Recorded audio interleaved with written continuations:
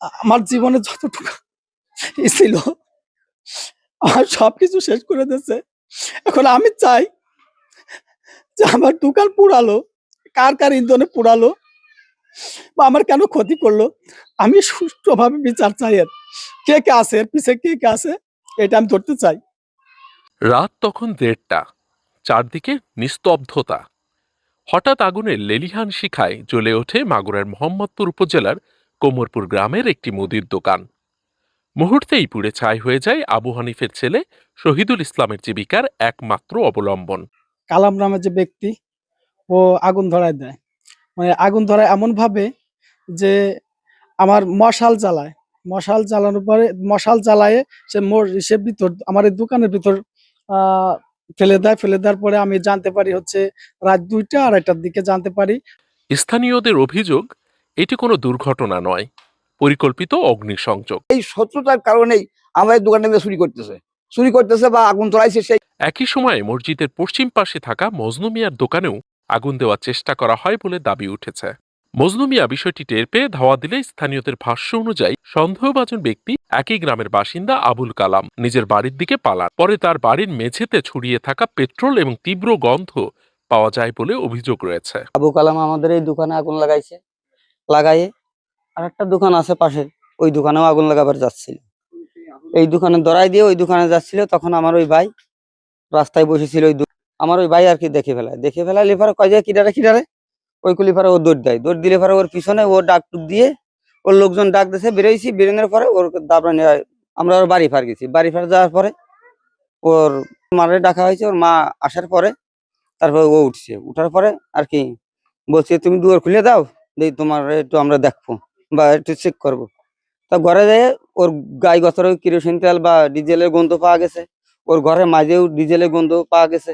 ওর হাতে ভাই তাবুত ভাই দিয়ে ওই গন্ধ পাওয়া গেছে। তখন ওরা আমরা ধরে নিয়ে আসবার গেছিলাম, তা ওরা আর আনবাদ দেয় নাই। ওইখানে মানুষজনে আনবাদ দেয় নাই, বললো যে যদি অপরাধ করেই থাকে তাহলে থাক, তাহলে সকালে নিয়ে নেয়। আমাদের পোলাপানের বাপ সব দেহে আর আনবাদ দেয় নাই। না দেওয়ার খবর চলে আইসি আমরা। আমরা বাড়ির ভিতরে যাতে উপায় নেই। এদিকে আমার মানু কাকা এদিকে সে শিক্ষির বাড়ি উঠছে, শাহিদুল তুই বেরোয় আয়, তোর ঘরে আগুন লাগছে, দোকানে আগুন লাগছে। অভিযোগকারীদের দাবি, এই সময় অভিযুক্ত ব্যক্তির মা উপস্থিত ছিলেন এবং ছেলেকে যেন না ধরা হয় এই মর্মে অনুরোধ জানান। তবে পরবর্তীতে আবার তাদের বাড়িতে গেলে মা ও ছেলেকে আর পাওয়া যায়নি বলে স্থানীয়রা জানিয়েছেন। অভিযোগকারীদের আরও দাবি, অন্যের ইন্ধনে এই ঘটনা ঘটানো হয়েছে। তবে কিডারে কলি দেশে দৌড় দিলে আমু পাঁচ ডাকতে দৌড়াইছি। পরে দাবড়াই নিয়ে গেছি। নিয়ে যাওয়ার পরে আমার পিছনেও লোক গেছে, যাই ওর বাড়ি গেছি। মানে ওর যে বিকালে যে ওর পোশাক ছিল, ওই পোশাকে ওর কালা গেঞ্জি আর হলো সাদা লুঙ্গি। তারপরে বাড়ি যাই আমরা মনে হয় 15-20 জন মিলে ওরে ডাইকে উঠেছি।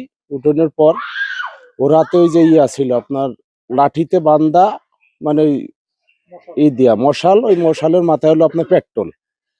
তারপর ওইটা দিয়ে আমরা ওরা ডেকে উঠেছি। উঠানোর পর ও আগেই বলতেছে যে আমার পাও দেহ, পায়ে কিছু নাই। তবে আমরা তো তোর পাও দেখতে আসি নাই।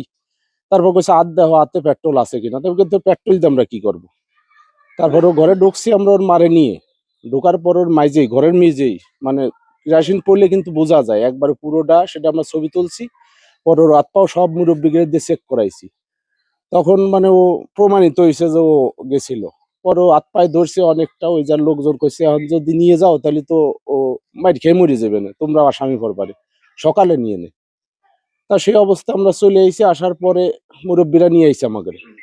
আসার পর আমরা যার যার ঘরে শুয়ে পড়ছি। শুয়ে পড়লেই মানে 10 মিনিটের ভিতর চিৎকার চিৎকার দিলে আমরা দৌড়ে আইছি। এসে দেখি যে এই দোকান দাউ দাউ করে জ্বলতেছে। এইটা ধরাই ওইদিকে আরো 2টা দোকান আছে। আমার একটা রিমন নাম করে একটা ছেলে, তাদের দোকান, মানে ওদের টার্গেট ছিল খালি দোকান।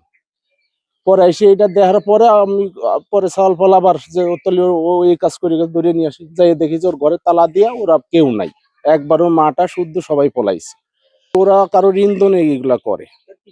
যদিও এ বিষয়ে প্রশাসনের পক্ষ থেকে এখনো আনুষ্ঠানিক কোনো বক্তব্য পাওয়া যায়নি। এই ঘটনায় সুষ্ঠু তদন্ত ও দোষীদের আইনের আওতায় আনার দাবি জানিয়েছেন এলাকাবাসী। আমরা সুস্থ বিচার চাই। আমরা চাই আবু কালাম আসুক, আমরা সবাই তার বিচার চাই, তাকে ধরা হোক। আমি এখন চাই সুষ্ঠু বিচার চাই বা আমার দোকানে যে ক্ষতি করছে, আমার দোকান তো আসলে আমার জীবনে যতটুকু ছিল আমার সবকিছু শেষ করে দিয়েছে।